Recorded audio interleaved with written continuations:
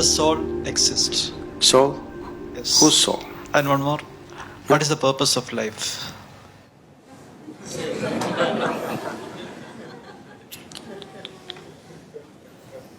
You're just asking very big questions without understanding the significance of the question.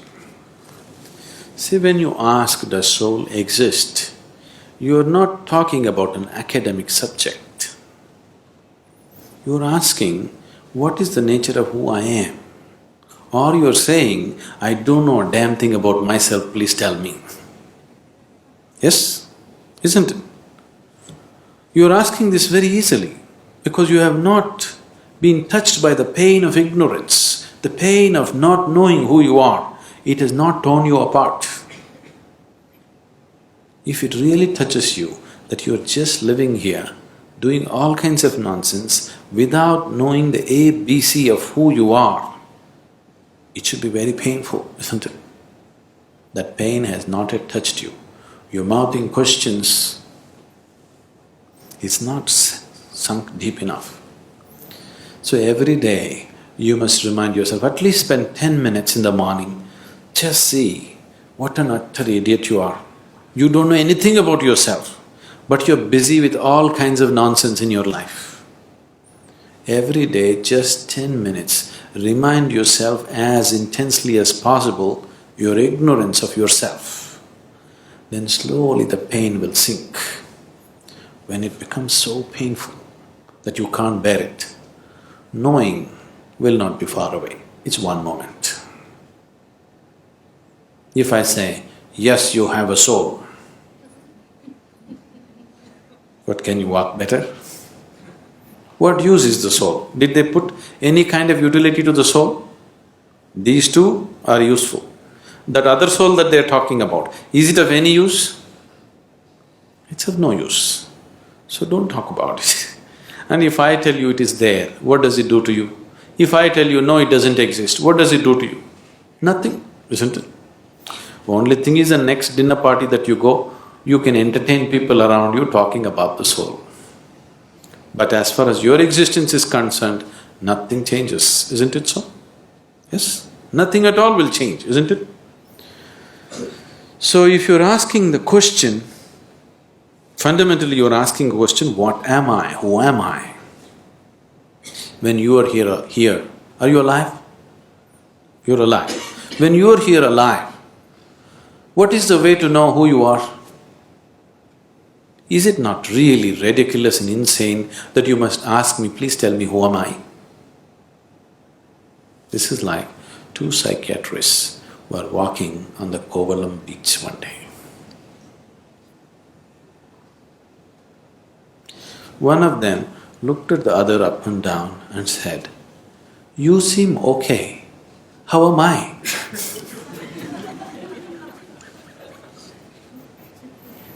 This is just like that, isn't it? You're sitting here, you're alive, you're existing, and you're asking me, who am I, what am I? Is it not ridiculous? Very ridiculous, isn't it?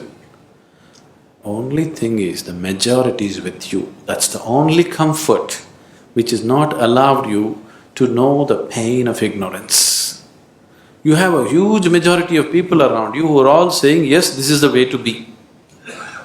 Yes? That is the only thing which has given you some comfort. Suppose you are the only man on the planet who does not know who you are, everybody else knows. You know how it would be for you? Yes?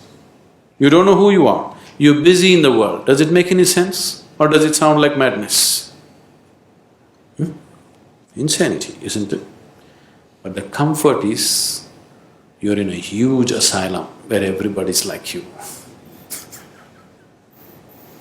So your problem is, your existence itself right now is only in comparison with something else. You have no existence of yourself, please see. Right now, if you don't have something that everybody has nose. Suppose you did not have a nose. Actually you can breathe better, you know. If you take off your nose, you will get 22% extra oxygen. You will be more healthy, everything will be better. But you know how you will suffer? Because everybody else has a nose. Yes or no? Or if you get something extra that other people don't have, you still suffer, isn't it? Suppose you grew one horn. You know how terrible it would be? But if everybody had a horn, then we would be polishing it and decorating around.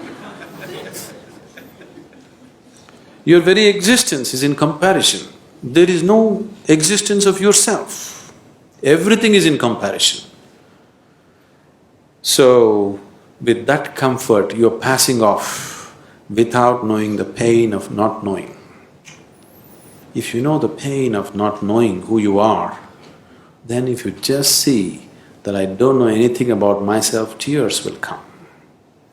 If it starts tearing you apart, knowing is not far away.